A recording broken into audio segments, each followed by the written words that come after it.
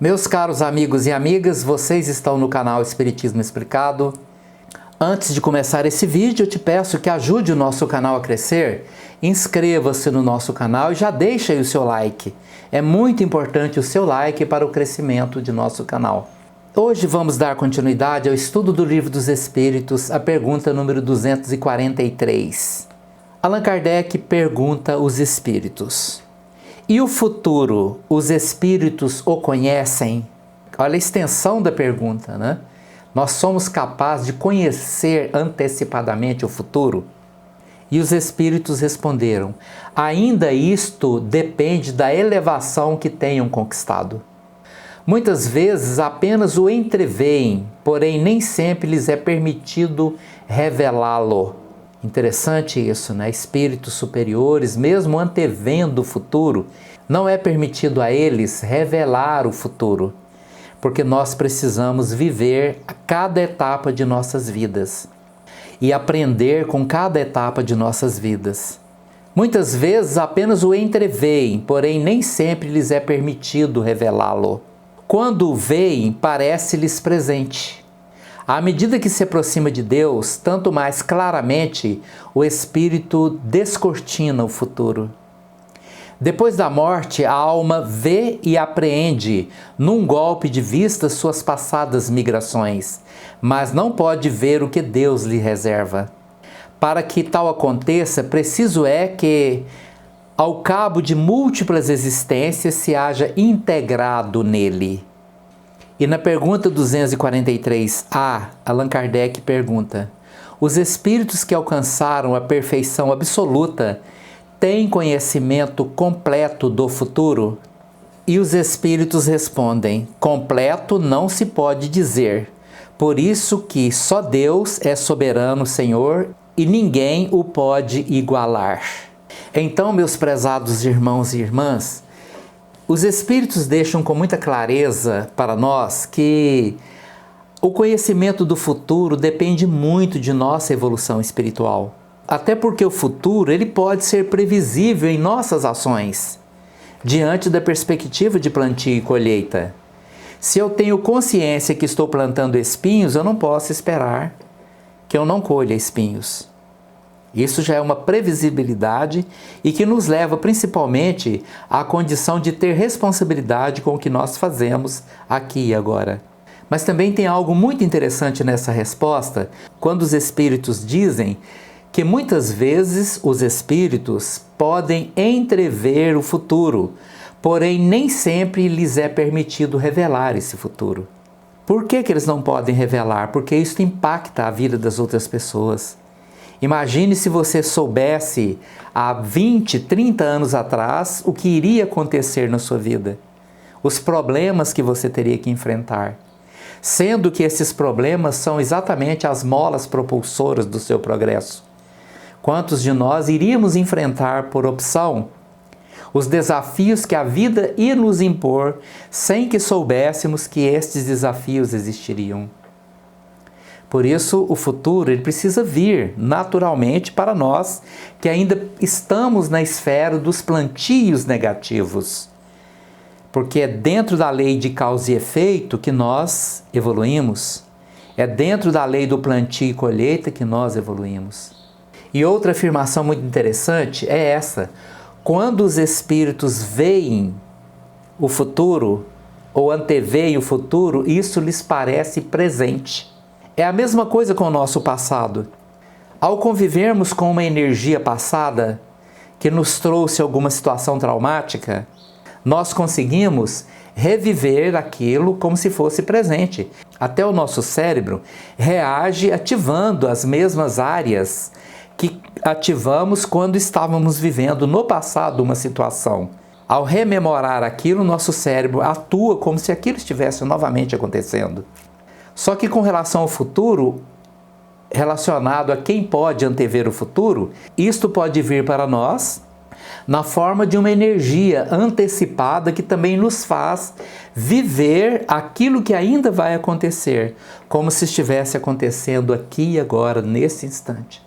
Por isso, os espíritos afirmam que quando veem o futuro antecipadamente, ou anteveem o futuro antecipadamente, isso lhes parece vivenciado aqui e agora no presente. Mas aqui fica bem claro, à medida que se aproxima de Deus, tanto mais claramente o Espírito descortina o futuro. À medida que o Espírito vai elevando, vai tendo conquistas espirituais a nível de espiritualidade, a nível de ciência, a nível de consciência de si mesmo, ele vai conseguindo unir num único padrão, presente, passado e futuro. Porque ele vai se tornando um ser onisciente. Quando falamos da onisciência de Deus, significa que ele sabe tudo, de passado, presente e futuro. E quando nós nos aproximamos de Deus, nós vamos nos tornando gradativamente mais parecidos com Ele. Também diante dessa perspectiva de desenvolver um certo nível de onisciência, tornando o universo um constante presente, mesmo em situações vivenciadas antes e vivenciadas depois.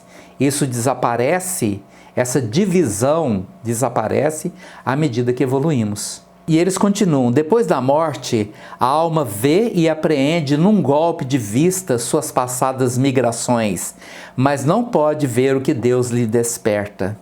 Então, depois da morte, nós vamos tomando consciência daquilo que já aconteceu no nosso passado. No livro Nosso Lar, André Luiz faz um curso lá em Nosso Lar, um curso demorado. Ele tem que entrar num curso de preparação para relembrar vidas passadas, algumas vidas passadas, poucas vidas passadas. Não relembrar todas as suas vidas passadas, porque o próprio André Luiz não tinha condição ainda de suportar, lembrar aquilo que passou, aquilo que aconteceu com ele, ou aquilo que ele fez ou deixou de fazer, há muitas vidas passadas. Ele faz um curso demorado para poder preparar-se para suportar o impacto de suas lembranças. À medida que vamos desenvolvendo, o espírito então pode ir lembrando de um passado em que ele vivenciou cada vez mais longínquo. Mas para isso é preciso suportar, ter a capacidade de suportar. Todo mundo gostaria de ter um passado glorioso, um passado cheio de glórias e elogios, né? E muita pompa e muita circunstância. No entanto, a maioria da humanidade teve passados obscuros, passados de muito crime, muita maldade, coisas inconfessáveis que nós já praticamos no passado. E é nisto que impacta as nossas lembranças, a capacidade de suportar isso e vivenciar aquilo que já fizemos em vidas passadas, com equilíbrio, com capacidade de suportar. Por isso o passado só vai nos sendo desvendado à medida que evoluímos, à medida que criamos, que conquistamos fortaleza moral. Mas também os Espíritos nos dizem que mesmo nessas circunstâncias, nós não podemos ver o que Deus nos reserva, porque precisamos passar pelas nossas próprias experiências e desafios que vêm à nossa vida para que possamos evoluir. Por isso os Espíritos dizem que para que estejamos integrados ao nosso passado ou ao nosso futuro, precisamos estar integrados nele ao cabo de múltiplas existências, ao cabo de um processo evolutivo lento, demorado, onde vamos criando um grau de consciência capaz de assambarcar num único conteúdo, passado, presente e futuro. E para completar, na pergunta 243A, Allan Kardec pergunta, né? Os espíritos que alcançaram a perfeição absoluta têm conhecimento completo do futuro? Quem são os espíritos que atingiram a perfeição absoluta? É de Jesus, né? É Jesus, ou de Jesus para cima, né? Será que tem espíritos mais evoluídos do que Jesus ou não? Nós não sabemos. Mas pela característica de evolução, eu acho que nem Jesus chegou ao limite, ao máximo da evolução. Lógico que, como pertencente à comunidade dos espíritos puros, ele alcançou o máximo de evolução que nós aqui concebemos. Nós, habitantes de um planeta de expiação e provas. Mas será que tem mais do que isso? Particularmente, eu acredito que sim. Olha o achismo, eu acho que a evolução não tem limites. Quando desvendarmos todos os segredos deste universo e atingirmos o máximo de evolução neste universo, Quem sabe seremos sugados para um buraco negro que nos projetará num outro universo muito mais grandioso do que esse. São especulações. Eu me permito especular dessa forma. E quando os espíritos perguntam se aqueles que já atingiram a perfeição absoluta têm conhecimento completo do futuro, e os espíritos respondem: completo não se pode dizer. Por isso que só Deus é o soberano Senhor e ninguém o pode igualar.